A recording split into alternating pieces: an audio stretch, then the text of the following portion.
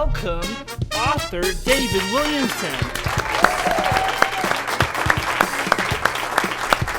Come on up, David. Hey, how are you doing? Yeah, good to be here. Thank you so much for coming. This is great. Yeah, so full disclosure, I've known David, I should say he's known me for my whole life. My whole life. And I grew up with his son.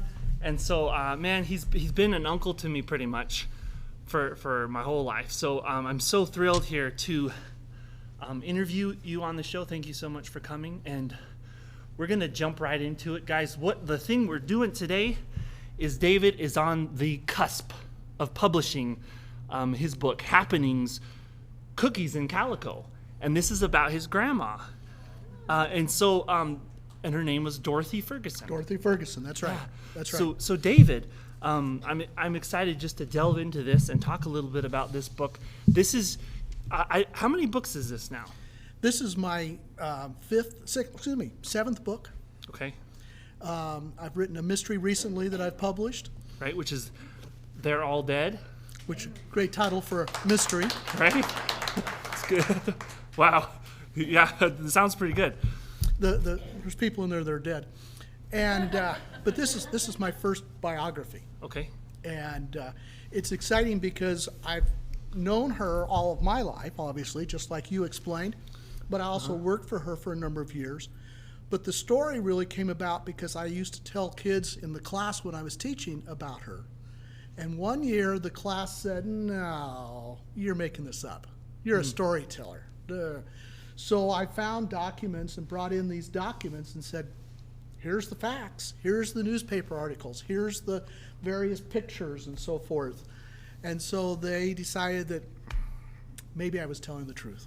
Right. So it's about your grandma, but what is the main heart of the story? Because delving into the biography, I imagine there's what is the heart? The real core is that while she was recovering from a broken ankle and leg, she was upset about all the things she couldn't do, like dance with her husband. Mm-hmm. But also she was upset because she couldn't make cookies for her grandson. That's really important. And she decided that what would really be nice to have is frozen cookie dough in the freezer. And you would just slice it off, put it on a pan, and you'd have cookies when your grandson came. That was the beginning of Dottie's Quickie Cookies, which is the world's first frozen cookies. Did you hear that? Yeah. The world's first. The world's first. Frozen cookies, right? So she invented this. She it didn't exist. It's very cookies. common now, right? That's right. That's right. Right. You go to Walmart and you get your frozen cookie dough. But your grandma, we're sitting in the presence. Right? That's right. That's amazing. Yeah. And especially with it being just a housewife from Greeley, Colorado. Mm-hmm. So David, I know that this woman Dorothy obviously is your grandmother, and people could say, oh, he's writing a memoir or a biography about his grandma. But I feel like just reading the back of this cover, Dorothy Ferguson, an unknown grandmother from Greeley, Colorado, invented frozen cookie dough. Overnight, she was selling Dottie's Quickie Cookies in more than 30,000 stores nationwide and had become a nationally known businesswoman and media celebrity.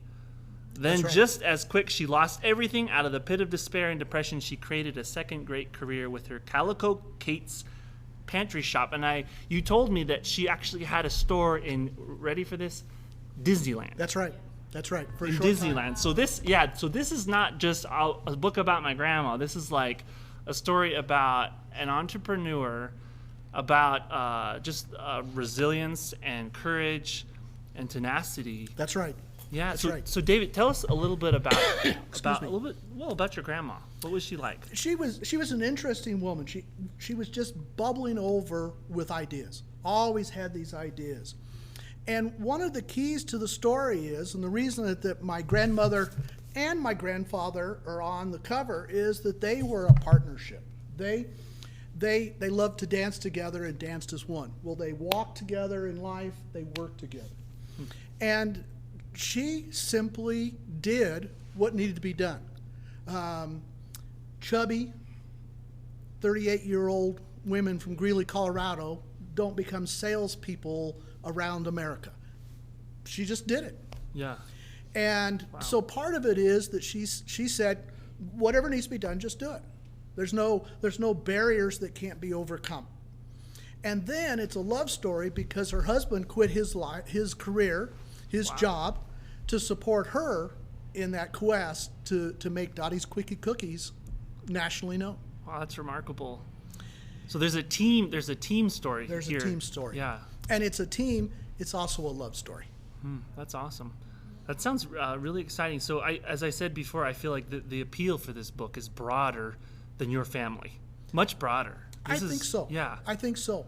And it's one of those stories where you've got to be kidding. She did what?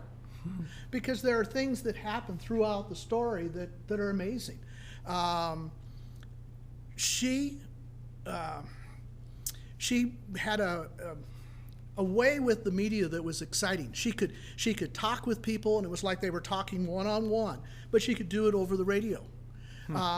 She walked into Denver's first and only TV station and said, I want to buy spots on TV. Wow. And she said, we signed a contract for 1 month. That's all the money we had, but we didn't tell them that. And with the increase in sales, we bought some more months. But she was really a pioneer in a number of ways and did things that were amazing for a woman from Greeley, Colorado to accomplish. Mm-hmm. So David, so as you delved into this story, was there like a message that came out or that you really like to pull across for the reader? I think the biggest thing for me that my grandmother would say if she was here is that right now is a good time to start. Not later, not when you're older, not when the conditions change. Now's a good time to start. It may take a while, but start now. The second thing that she pushed all the time is believe in yourself.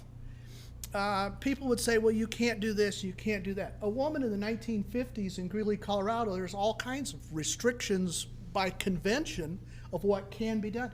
She just didn't do that because she believed she was good. Wow. Don't hire a salesman. I can sell cookies. And she did. But the other piece that was really important in her life was persistence. At one point, she was the Girl Scout commissioner for the Northern Colorado, and she decided they needed to have a Girl Scout camp in Glen Haven. West of Greeley, they had a prisoner of war camp during World War II, and they were selling the buildings. So she went and bought a building. Well, everyone told her it's impossible to move a building from Greeley to Glen Haven, up near Estes Park, up dirt roads and through the canyon. Wow. It's impossible, can't be done. But she just pushed on until she'd find some men that would work the project with her. And the building is in Glen Haven today. Wow. It was possible. Wow. It was possible. That's pretty great. Wow. This sounds like a really good book. We're talking about happenings. Calico and Cookies, your grandmother. Cookies and Calico. Cookies and Calico. Cookies and Calico. Tyler. So this is you were saying this is going to be published like first week of December. First week in December. It should be available on Amazon starting Amazon. the first week in December. So if you look up Amazon, just type in David Williamson and then Happenings, Cookies, and Calico. You should be able to find it. Yes. And that sounds like a really, really good book, David. Yeah.